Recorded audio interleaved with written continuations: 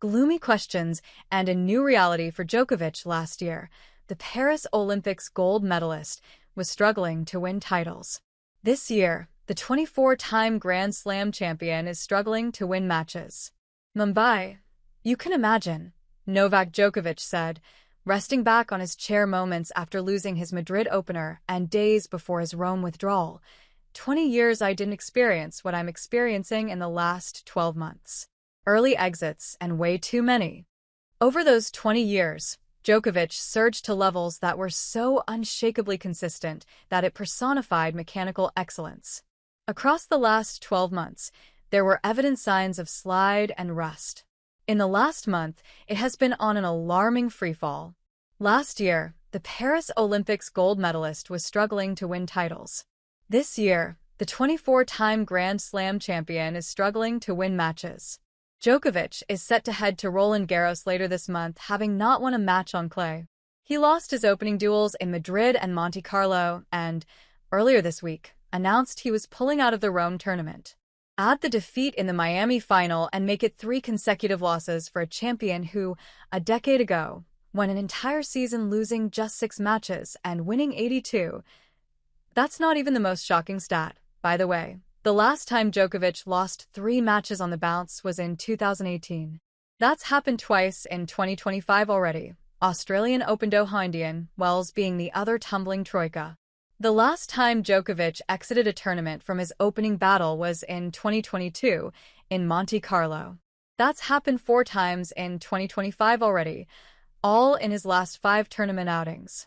Djokovic, 37, termed this nightmarish stretch a new reality for him. Just trying to win a match or 2, not really thinking about getting far in the tournament. It's a completely different feeling from what I had 20-plus years of professional tennis. A challenge for me mentally to face these kind of sensations on the court, he said after his Madrid defeat. For a good part of those 20-plus years, the Serb seldom had questions about the level of tennis hanging over his head.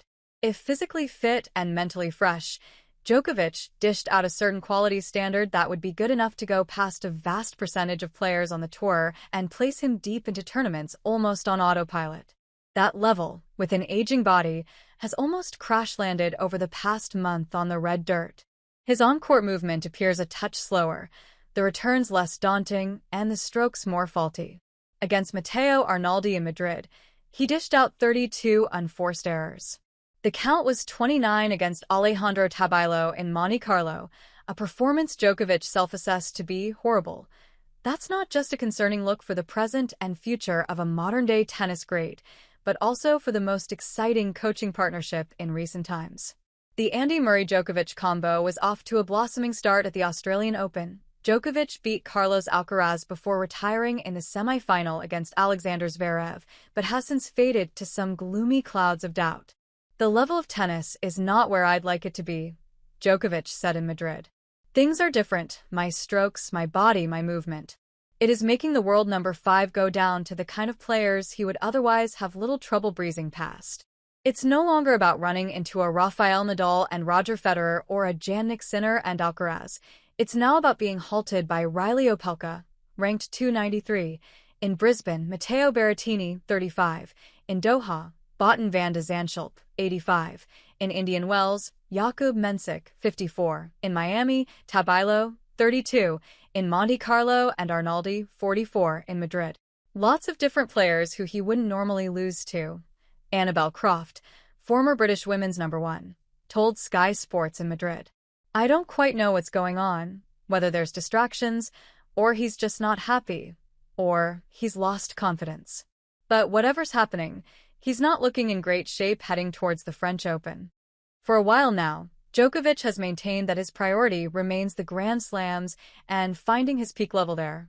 In that sense, even though the 24-time champion hasn't won a slam since 2023, he has made at least the second week in them, except last year's US Open. He pressed clutch at the Paris Olympics and zoomed to the top of the podium. Champions like him know when and how to step up.